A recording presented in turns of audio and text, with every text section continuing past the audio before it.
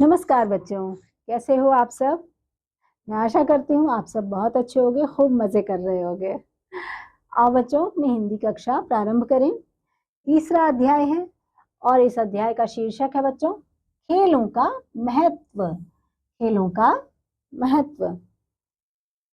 खेल शब्द का अर्थ है हिलना डुलना अथवा गति करना। खेल का क्या अर्थ होता है बच्चों? हिलना डुलना या गति करना, किसी भी तरह से हिलना डुलना या गति करना, जिसे खेल कहा जाता है। अतः शरीर के व्यायाम हेतु खेल कूद का विशेष महत्व है। खेल कूद का तो बड़ा महत्व है ना बच्चों, आप सभी समझते हैं। स्वास्थ्य की नजर से भी विभिन्न खेल शरीर की गति को नियमों में बांधने से ही अस्तित्व में आए हैं। विभिन्न खेल, तरह तरह के जो खेल हैं बच्चों, वो शरीर की गति को नियमों में बांधने से ही तो उसका अस्तित्व है। आदिकाल से ही लोग खेलों का आनंद लेते चले आ रहे हैं। खेलों का जो अस्तित्व है बच्चों, ये हमारे बीच आदिकाल से ही चला आ रहा है। बस उसका जो मतलब तरीका है वह अलग अलग प्रकार से है। आदिकाल में क्योंकि वो भिन्न तरह से हमारे सामने हुआ करता था, हमारे जो पूर्वज हुआ करते थे वो लोग दूसरे तरह के खेल खेला करते थे। आदिकाल से ही लोग खेलों का आनंद लेते चले आ रहे हैं, बस वो तरीके अलग अलग होते थे उन खेलों के। अतः खेल की सामान्य परिभाषा नीचे दी गई है। नीचे आप खेल की परिभाषा सामान्य तरीके वाली समझेंगे। नियमों के अधीन कोई भी शारीरिक अथवा बौद्धिक प्रतियोगिता खेल कहलाती है। किसी भी शारीरिक या बौद्धिक प्रतियोगिता जो होती है वह खेल कहलाती है बच्चों। अधिकतर खेलों के लिए दो अथवा दो से अधिक खिलाड़ियों की आवश्यकता होती है बच्चों। खेलों को निम्नलिखित दो मुख्य वर्गों में बांटा जा सकता है। टीम के रूपों में खेले जाने वाला खेल, यहाँ पर आप देख पा रहे हो एक बच्चा अकेले भी बैठकर कोई खेल खेल पा रहा है, और यहाँ पर आप दो बच्चों में ये लोग मिलकर कैरम बोर्ड खेल रहे हैं, यह देख पा रहे हो। इनके अतिरिक्त बच्चों के अनेक खेल हैं जो इनमें से किसी भी वर्ग में नहीं आते। इसके अतिरिक्त भी बच्चों के अनेक खेल हैं जो इन वर्ग में नहीं आते, यानी कि इनसे परे हैं। उन्हें सामान्यतः खेल कूद का नाम दिया गया है। खेल कूद से शरीर फुर्तीला, ये तो बच्चों आपने देखा कि जो बैठकर हम घर में भी खेल खेलते हैं उसकी बात की गई। तो अब यहाँ बताया जा रहा है कि सामान्य खेल कूद जो होते हैं वो इससे अलग होते हैं, और उससे शरीर जो है वो, चूंकि उसमें उन खेलों में हम कूदते हैं और तेज तेज भागते हैं, तो वो हमें फुर्तीला भी बनाता है। साथ ही इससे बल भी मिलता है, क्योंकि उसमें हमारी कसरत भी होती है, तो उससे हमें बल भी मिलता है बच्चों। इसी कारण बच्चों के लिए खेलकूद अत्यंत आवश्यक है। इसके बिना बच्चे के शरीर तथा मस्तिष्क का उचित विकास नहीं हो पाता। इस ऐसे खेलों के बिना बच्चों हमारे जो शरीर तथा मस्तिष्क यानी दिमाग का विकास, उचित विकास नहीं हो पाता बच्चों। इस तथ्य को आदिकाल से ही मानव समाज ने समझ लिया था। आदिकाल से ही इस तथ्य को कि खेल कूद बहुत जरूरी है, हमारे समाज ने समझ लिया था। इसी कारण प्राचीन आश्रमों में गुरुजन शिष्यों की बौद्धिक शिक्षा के साथ साथ उन्हें शारीरिक व्यायाम वाले खेलों का भी अभ्यास करवाते थे। इसी कारण तो ऐसा होता था ना बच्चों, जब गुरुकुल के समय हुआ करते थे पुराने समय में, तो गुरुकुल के जो गुरुजन होते थे वो क्या करवाते थे, उन लोगों से बौद्धिक तथा शारीरिक व्यायाम के लिए खेलकूद अलग अलग तरह के करवाया करते थे, अभ्यास करवाते थे उन खेलों का। इन्हीं खेलों में ही युद्ध कलाएं भी सम्मिलित थी। उन्हें इन्हीं खेलों में खिलाते ही उसी में उनके युद्ध कला भी वो सीख जाते थे बच्चे। वास्तव में शारीरिक व्यायाम का आरंभ स्वास्थ्य शिक्षा के रूप में 700 वर्ष ईसा पूर्व यूनान में हो गया था। कब हुआ था बच्चों? 700 वर्ष ईसा पूर्व यूनान में हो गया था।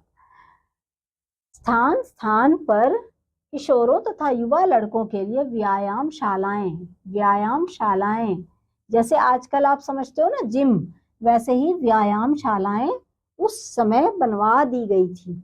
जहां उन्हें स्वास्थ्य संबंधी शिक्षा दी जाती थी। वहां पर उन्हें क्या दी जाती थी बच्चों? स्वास्थ्य संबंधी शिक्षाएं दी जाती थी। यही युवक बड़े होकर सैनिक बनते थे और यही युवक बाद में चलकर, आगे चलकर बड़े होकर सैनिक बनते थे। इन व्यायामशालाओं में उन्हें थाली की आकृति की एक वस्तु फेंकने का अभ्यास भी करवाया जाता था। इन व्यायामशालाओं में उन्हें एक थाली जैसा कुछ होता था, उसे भी फेंकने का अभ्यास करवाया जाता था बच्चों। उसे डिस्कस कहा जाता था। उसे क्या कहा जाता था? डिस्कस थ्रो कहा जाता था। तथा इस खेल को डिस्कस थ्रो भी कहते थे। इन युवकों को भाला फेंकने की कला की शिक्षा भी दी जाती थी। इसी प्रकार से एक भाला होता है ना, जो आपने शंकर भगवान को के हाथों में देखा होगा, वो भाला फेंकने की भी जो होती थी, मतलब रेस उसका भी होता था, वो भी एक व्यायाम होता था, उसकी भी शिक्षा दी जाती थी। इसके अतिरिक्त दौड़ लगाने, शारीरिक व्यायाम करने तथा छलांग लगाने की भी पूरी जानकारी प्रदान की जाती थी। दौड़ लगाने और अन्य व्यायाम के और छलांग लगाने की भी वहां पर उनको जानकारी प्रदान की जाती थी। 18वीं शताब्दी में शारीरिक व्यायाम तथा विभिन्न खेल जर्मनी के विद्यालयों में पाठ्यक्रम का एक नियमित भाग बना दिया गया तथा इनको स्वास्थ्य शिक्षा का नाम दे दिया गया। 18वीं सदी में क्या हुआ बच्चों? तब वहां पर शारीरिक व्यायाम, यानी कि जो शरीर के लिए व्यायाम है, उन सबको वहां के विद्यालयों के पाठ्यक्रम में एक नियमित भाग बना दिए गए। और मतलब जो भी ये पाठ्यक्रम का एक नियम था, उसमें इन शारीरिक व्यायाम को भी एक भाग, मतलब इन जो शारीरिक व्यायाम होते थे ना, उनको भी भाग बना दिए गए इसी पाठ्यक्रम में, और इनको स्वास्थ्य शिक्षा का नाम दे दिया गया। इन्हें किसका नाम दिया गया? स्वास्थ्य शिक्षा, ये नाम दिया गया। कुछ ही समय में इंग्लैंड तथा स्वीडन के विद्यालयों में भी स्वास्थ्य शिक्षा का नियमित प्रचलन दैनिक शिक्षा के अनिवार्य अंग के रूप में आरंभ हो गया। अब धीरे धीरे करके स्वीडन और इंग्लैंड में भी वहां के विद्यालयों में स्वास्थ्य शिक्षा के नाम से नियमित प्रचलन दैनिक शिक्षा के अनिवार्य अंग के रूप में आरंभ हो गया। फलतः अन्य विषयों के अध्यापन के मध्य 1 घंटे के लिए शारीरिक व्यायाम के विभिन्न गतिविधियां करवाई जाने लगी। अब क्या होता था वहां पर विद्यालयों में, जो पूरी पढ़ाई का जो टाइम टेबल होता था बच्चों, उसमें बीच का जो 1 घंटा होता था, उसे शारीरिक व्यायाम वाला जो हिस्सा था उसके लिए रखा जाता था, ताकि उसमें शरीर को जो है व्यायाम मिल जाए और बच्चों को पढ़ाई के बीच में थोड़ा एक अलग, मतलब उनको वो मिले, महसूस हो, उनके शरीर को भी थोड़ा तरोताजा महसूस करे, वो शरीर को भी एक अलग तरह का स्फूर्ति मिल जाए। उद्देश्य यह था कि बौद्धिक गतिविधियों से हुई थकान और आलस्य को न्यूनता ताजगी में परिवर्तित करके छात्रों में नई स्फूर्ति जगाई जा सके। इसका उद्देश्य वही था बच्चों, जैसा मैंने अभी बताया कि बौद्धिक, यानी कि जो पढ़ाई करते हैं तो हम बौद्धिक जो हमारी कसरत होती है वो होती है, तो उसके बाद जब पढ़ाई कर करके बच्चे 1 घंटा यदि शारीरिक रूप से हम कुछ थकान या आलस्य जो हो जाती है हमारी बौद्धिक पढ़ाई करने के बाद, उस आलस और थकान को अपने खेलों के द्वारा हम उसको दूर कर सकते हैं, और वो जो एक सुस्ती आने लगती है कई बार, उसको हम ताजगी में परिवर्तित कर सकते हैं उस 1 घंटा के शारीरिक व्यायाम जो स्वास्थ्य शिक्षा के अंतर्गत हमें करना होता था, बच्चों को करना होता था, उसके द्वारा वो स्फूर्ति मतलब उनमें आ जाती थी। अपने छात्र क्या करते थे? अपनी नई ताजगी और स्फूर्ति को जगा पाते थे। इस प्रकार स्वास्थ्य शिक्षा को विद्यालयों के समस्त पाठ्यक्रम का एक अविच्छिन्न अंग बना दिया गया। क्या बना दिया गया बच्चों? अविच्छिन्न, यानी कि वो छीना नहीं जाएगा। उस विद्यालय का जो समस्त पाठ्यक्रम है उसका एक अविच्छिन्न अंग इस स्वास्थ्य शिक्षा को बना दिया गया, मतलब बिल्कुल अनिवार्य होगा। इसके फलस्वरूप शिक्षा की परिभाषा ही बदल गई। इसके फलस्वरूप, इसके जो प्रचलन में आने के बाद शिक्षा की जो थी वो परिभाषा ही बदल गई बच्चों। शिक्षा का अर्थ केवल बौद्धिक विकास न रहकर शारीरिक विकास भी इसका अभिन्न अंग बन गया। क्या बन गया? अभिन्न अंग, मतलब एक जरूरी अंग बन गया। धीरे धीरे स्वास्थ्य शिक्षा के नाम पर प्राथमिक विद्यालयों के नन्हे छात्रों के लिए भी विभिन्न हल्के शारीरिक व्यायाम तथा शिशु खेल प्रचलित हो गए। धीरे धीरे क्या हो गया बच्चों, जो प्राथमिक विद्यालय थे उनके जो छोटे नन्हे बालक थे, छात्र थे, उनके लिए भी विभिन्न हल्के शारीरिक व्यायाम तथा शिशु खेल प्रचलित हो गए, क्योंकि छोटे बच्चों के ही हिसाब से वहां पर शिशु खेल बतलाए जाते थे। इससे शिक्षा का रुचिकर हो जाना स्वाभाविक था। साथ ही शिशुओं की गति परक कुशलताओं में भी सुधार होने लगा। इससे क्या हो जाता था बच्चों कि शिक्षा की बाकी चीजें जो थी, शिक्षा जो था उनके लिए और अधिक रुचिकर बन गया। हाँ, क्योंकि उनको पढ़ने में और अधिक मन लगने लगा। जो छोटे नन्हे खेल के जो नन्हे बच्चे फिर से पढ़ने के लिए बैठते थे तो वो अधिक ध्यान दे पाते थे और उनका मन लगता था पढ़ाई में। साथ ही शिशुओं की गति परक कुशलताओं में भी सुधार होने लगा। गति परक कुशलताओं में भी उनके अंदर सुधार होने लगा बच्चों में। प्राथमिक विद्यालयों के छात्रों के माध्यमिक कक्षाओं में आने पर उनके लिए विभिन्न शारीरिक गतिविधियों, टीम खेलों, आमोद प्रमोद कार्यक्रम और रचनात्मक कार्यों का अभ्यास भी प्रचलित हो गया। अब देखो बच्चों, प्राथमिक विद्यालय यानी कि छोटे बच्चों का जो कक्षा 5 तक के विद्यालयों की बात हो रही है कि यहाँ के छात्रों के माध्यमिक कक्षाओं में आने पर विभिन्न शारीरिक गतिविधियों और टीम खेल, यानी कि जो एक टीम बना दिया जाता है ना, कुछ खेल ऐसे होता है ना जिसमें टीम बना दिए जाते हैं कि ये टीम है, वो बी टीम, वो सी टीम, ऐसे करके, और उसमें बालकों का समूह होता है, उसमें 1-2 बच्चे नहीं होते, कई बच्चे होते हैं। तो इस प्रकार के जब टीम खेलों और आमोद प्रमोद यानी कि हंसी मजाक के कार्यक्रम भी होते थे और रचनात्मक कार्यों का अभ्यास भी प्रचलित हो गया था, जब ये सब भी प्रचलित हो गया था तो उनको बहुत ही अच्छा लगता था। मतलब उनके विभिन्न शारीरिक गतिविधियों को भी इससे बढ़ावा मिला। फलता हुए दौड़, छलांग, संतुलन तथा फेंकने वाले खेलों में अद्भुत कारनामे दिखाने लगे। इसका क्या हुआ, फलस्वरूप यही हमें देखने को मिला कि धीरे धीरे क्या हुआ, फलता हुए दौड़, दौड़ लगाना, छलांग लगाना तथा फेंकने वाले, जो मैंने अभी बताया था, फेंकने वाले खेलों में भी अद्भुत कारनामे दिखाने लगे बच्चे। उनके शारीरिक बल, लचक तथा प्रतिभा, उनके अंदर जो बल, उनके अंदर जो लचक और जो अंदर उनके जो प्रतिभा छुपी हुई थी वो उभर कर सामने आए। इसके परिणाम स्वरूप वे बड़े बड़े खेलों में भी भाग लेने में समर्थ हो गए बच्चे। आयु में और बड़े हो जाने पर विद्यार्थियों को बड़े बड़े खेलों की उपांगिक गतिविधियों की शिक्षा दी जाने लगी। क्या दी जाने लगी? उपांगिक गतिविधियों की शिक्षा दी जाने लगी, जैसे फुटबॉल के किक लगाने, वॉलीबॉल के लिए पास देने, छोटी दूरी की दौड़, लंबी और ऊंची छलांग आदि। जब आपने देखा कि यहाँ फुटबॉल के किक लगाने लगे बच्चे, वॉलीबॉल के पास और छोटी दूरी की दौड़ और लंबी तथा ऊंची छलांग आदि लगाने लगे, तो उससे उनको कितनी मतलब खेल की शिक्षा उनको मिलने लगी, समझने लगे वो। किशोरावस्था के अंतिम वर्षों की ओर पहुंचने के समय तक विद्यार्थी स्वयं बड़े बड़े खेलों में भाग लेने के योग्य होने लगे। अब किशोरावस्था जो होती है बच्चों, 13 साल के बाद किशोरावस्था शुरू हो जाती है, तो उसके अंतिम वर्षों के आसपास पहुंचते पहुंचते ये जो बच्चे होते थे, ये विद्यार्थी स्वयं को बड़े बड़े खेलों में भी हम कुछ कीर्तिमान स्थापित कर सकते हैं, ऐसा समझने लग गए, अपने को उस योग्य मानने लगे, योग्य होने लगे तथा नियमों का पालन करते हुए, और हर खेल में वो नियमों का पालन भी करते थे बच्चों। ऐसा नहीं कि खेल को कैसे भी मतलब किसी को हराना है तो उसके लिए गलत भी करेंगे, ऐसा नहीं, वो नियमों के साथ ही चलते थे।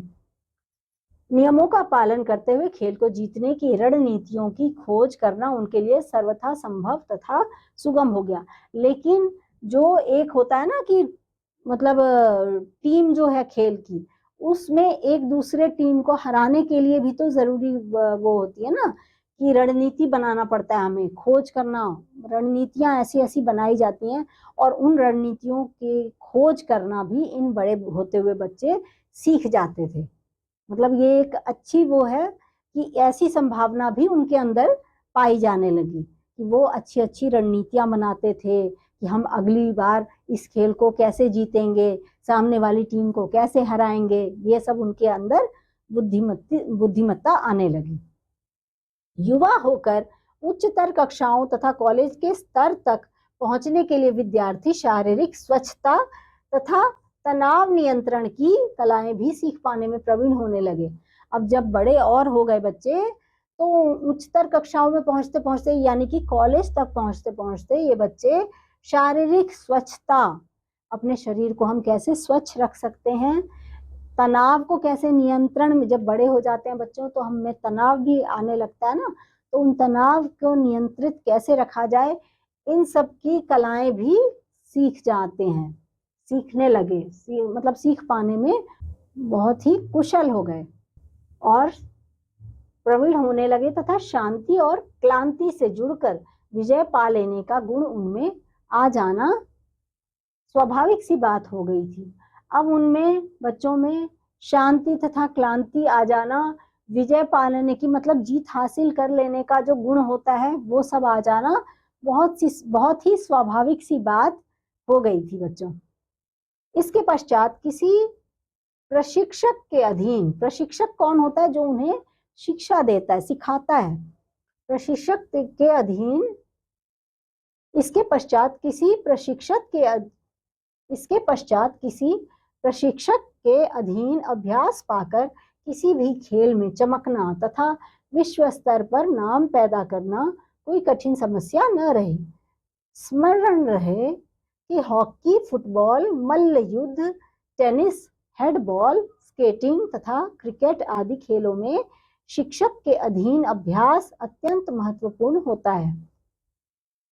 अब देखो बच्चों, विश्व स्तर पर जो प्रशिक्षक होते हैं वो प्रशिक्षण देते हैं, बच्चों को सिखाते हैं, खेलों का जो होता है उनको प्रशिक्षण मिलता है और अभ्यास करना पड़ता है बच्चों को। तो खेल के क्षेत्र में जब हमें चमकना है तथा विश्व स्तर पर अपना नाम पैदा करना है, वो सब कोई कठिन समस्या नहीं लगती थी इन बच्चों को, क्योंकि वो बहुत मन लगाकर प्रशिक्षण जब ग्रहण करते थे, बहुत मन लगाकर प्रशिक्षण लेते थे।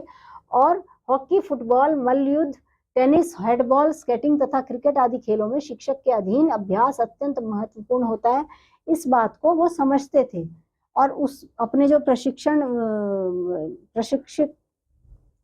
प्रशिक्षक होते थे उनको वो बहुत ही अच्छे तरीके से समझने की कोशिश किया करते थे। जैसे जैसे वो सिखाते थे उस अनुसार ही वो खेल को खेला करते थे। तो इस प्रकार से एक अच्छा चलन शुरू हो गया। आजकल विद्यालय पर खेलोत्सवों की अपनी ही महत्ता है। आजकल भी आप देखते हो विद्यालयों के स्तर पर खेल महोत्सव बहुत अधिक होने लगे हैं, उनका एक अलग ही महत्व है बच्चों। एक ही विद्यालय की 2 टीमों या किसी क्षेत्र के एकाधिक विद्यालयों की आयोजित खेल प्रतियोगिताएं अपने आप प्रांत के लिए मंजे हुए खिलाड़ी उत्पन्न करती है। आजकल आप देखते हो ना, अलग अलग विद्यालयों में अपने ही विद्यालय से या दूसरे सामने वाले विद्यालयों के टीम से मतलब एक प्रतियोगिता आयोजित करती रहती है और उसमें अच्छे अच्छे मजे हुए खिलाड़ियों को लेने की कोशिश करती है अपनी टीम बनाने के लिए। उनका राष्ट्रीय टीमों का भी चयन किया जाता है। प्रांतों के खिलाड़ियों में से राष्ट्रीय टीमों का चयन किया जाता है। ये टीमें विश्व स्तर की प्रतियोगिताओं में भाग लेती हैं तथा बड़े बड़े कप तथा ट्रॉफियां जीतकर अपने अपने देशों का सम्मान बढ़ाती हैं। जब ये लोग जीतते हैं तो अपने अपने देश का क्या बढ़ाते हैं बच्चों? सम्मान बढ़ाते हैं। उपर्युक्त विवेचन से स्पष्ट हो जाता है कि खेलों का महत्व बौद्धिक सफलताओं से किसी प्रकार कम नहीं है। कैसा है बच्चों? कम नहीं है। बौद्धिक क्षेत्रों में चमकने वाले सितारे साहित्य, विज्ञान, खगोल विद्या आदि क्षेत्रों में अपने कर्तव्य दिखाते हैं, तो खेल जगत के सितारे खेल के मैदानों और युद्ध क्षेत्रों में सत्य ही कहा गया है कि अधिकतर युद्ध खेल के मैदानों में जीते जाते हैं। अब देखो बच्चों, यहाँ पर जो हमने बात समझी कि खेलों का महत्व बौद्धिक सफलताओं से किसी प्रकार कम नहीं है, यानी कि जैसे बौद्धिक विकास होना जरूरी है, वैसे ही खेलों का विकास भी बहुत जरूरी है। बौद्धिक क्षेत्रों में चमकने वाले सितारे साहित्य, विज्ञान, खगोल विद्या आदि क्षेत्रों में अपना कर्तव्य दिखाते हैं, तो खेल जगत के सितारे खेल के मैदानों में, युद्ध क्षेत्रों में और युद्ध क्षेत्रों में अपने कर्तव्य दिखाते हैं। तो सत्य ही कहा गया है बच्चों कि अधिकतर युद्ध खेल के मैदानों में जीते जाते हैं। यह बात कोई गलत नहीं है। तो बच्चों, इस अध्याय में आपने खेल के महत्व को जाना कि हमारे आदिकाल से ही खेलों के महत्व को धीरे धीरे जाना जाने लगा था, और होते होते आज के जो समय में आते आते हम किस प्रकार के खेल खेलते हैं और कैसे कैसे उसमें हम आगे बढ़े हैं, आगे मतलब खेलों की ओर लोगों का रुझान कैसे बढ़ा है, ये सब बारे में, इन सब बातों के बारे में हमने जाना बच्चों। मैं अब आपसे मिलूंगी अगले अध्याय में, तब तक के लिए बाय।